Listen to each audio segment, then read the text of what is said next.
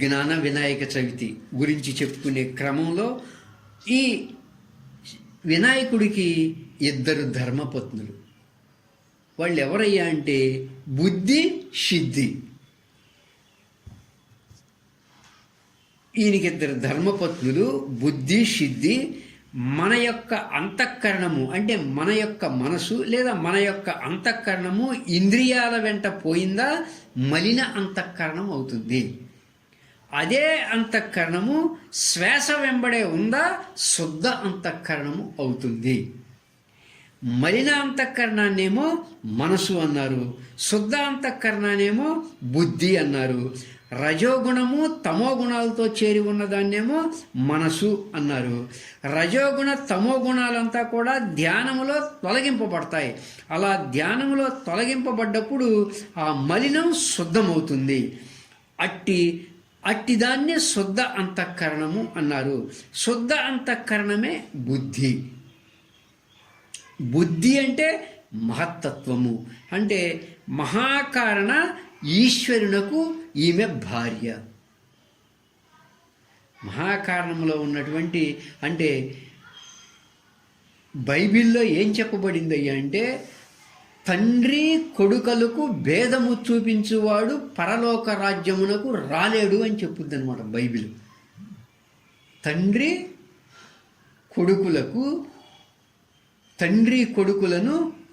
కొడుకుల దగ్గర విభేదాన్ని చూపించేవాడు పరలోక రాజ్యమునందు రాలేడు అని చెప్పుద్ది అనమాట బైబిల్. అంటే తండ్రి అంటే యెహోవా, కొడుకు అంటే శ్వాస. అలాగే ఇక్కడ మనం వినాయకుడిని శ్వాస యందు చెప్పాం, అలాగే ఈశ్వరుణ్ణి కూడా శ్వాస యందే చెప్తాం. అందుకే ఈశ్వరుని యొక్క కొడుకే వినాయకుడు. కాబట్టి తండ్రి కొడుకులకు భేదమును చూపించేవాడు పరలోక రాజ్యమునకు చేరడు అంటే బ్రాహ్మీ అనుభవాన్ని పొందలేడు అని అర్థం. అలా బుద్ధి అంటే మహత్తత్వము, మహాకారణ ఈశ్వరత్వమునకు ఈ బుద్ధియే ఒక భార్య. బుద్ధి అంటే మలిన అంతఃకరణము ఎప్పుడైతే వినాయకుడు అనేటువంటి శ్వాస ధ్యానములో ఉండేప్పుడు ఆ మలిన అంతఃకరణము తొలగించబడి ఎప్పుడైతే శుద్ధ అంతఃకరణముగా మారుతుందో అది ఆ శుద్ధ మనస్సే బుద్ధి. ఈ బుద్ధియే ఈశ్వరునకు భార్య. ఈశ్వరుడు ఎవరు? మనం దేవరహస్యాల్లో చెప్పుకుంటున్నాం. ఈశ్వరుడు అంటే పృథివీ స్థానమందే ఈశ్వరుడున్నాడు. నీకు శుద్ధ బుద్ధి ఏర్పడాలి అంటే ఎవరి ఆశ్రయంలోకి వెళ్ళాలి? శ్వాస ఆశ్రయంలోకి వెళ్ళాలి, వినాయకుడు ఆశ్రయంలోకి వెళ్ళాలి. ఏమండి, లేదు మలిన సాత్వికమైనటువంటి మనస్సే ఉండాలి అంటే ఇంద్రియాల ఆశ్రయంలోనే ఉండాలి. శుద్ధ బుద్ధియే ఇక్కడ విఘ్నేశ్వరునికి పత్ని.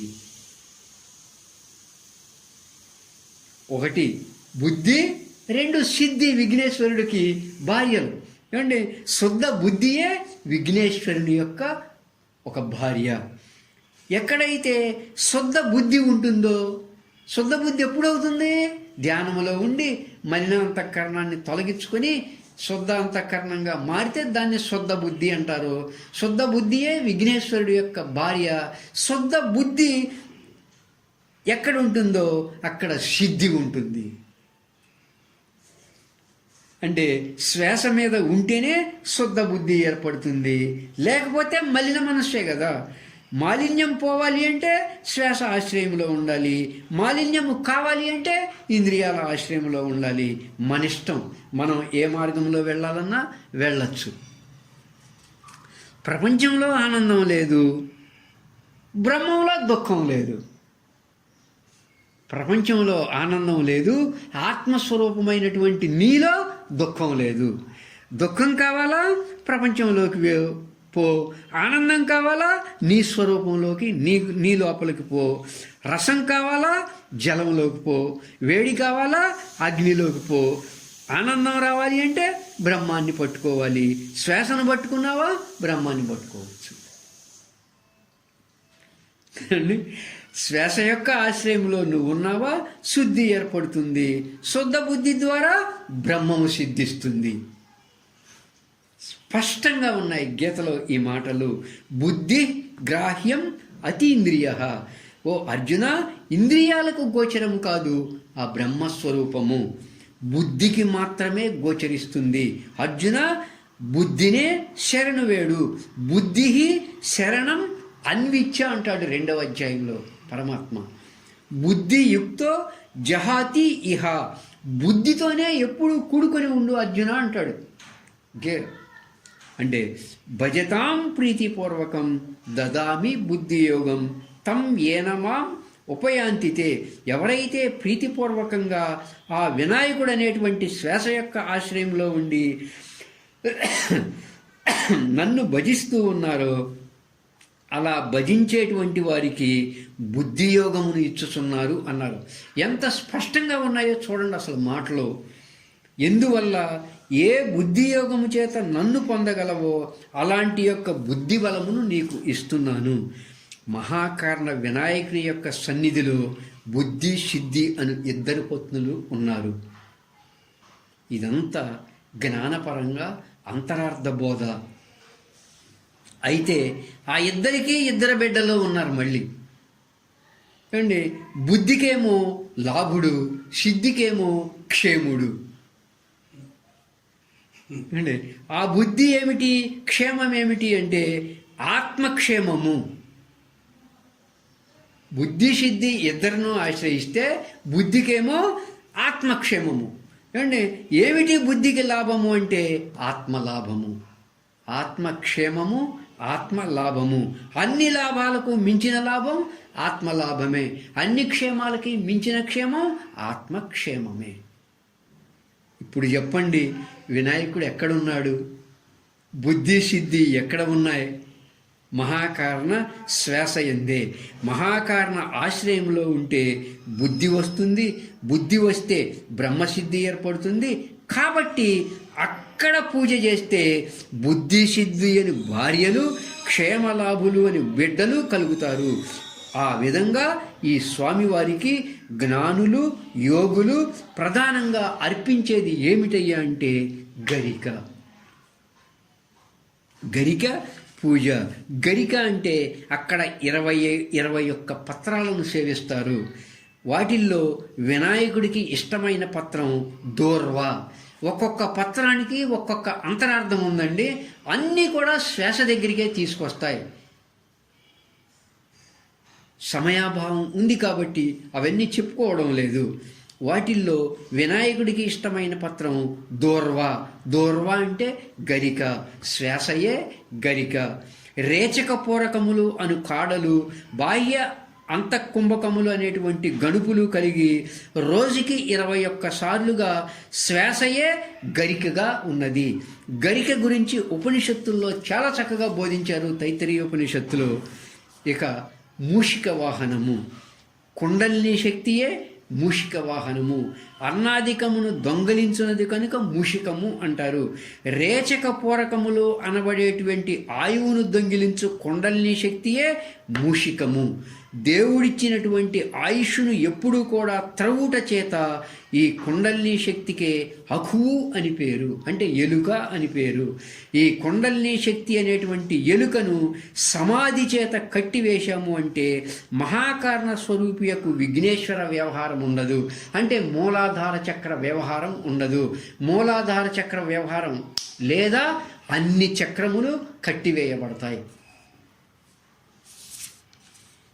అలా ఇక్కడ విద్యాధిపతిత్వాన్ని చెప్పారు. మహాకారణ శ్వాస యందు మనము ఉన్నచో గ్రహించి జ్ఞప్తికి తెచ్చుకున్నటువంటి శక్తి పెరుగుతుంది.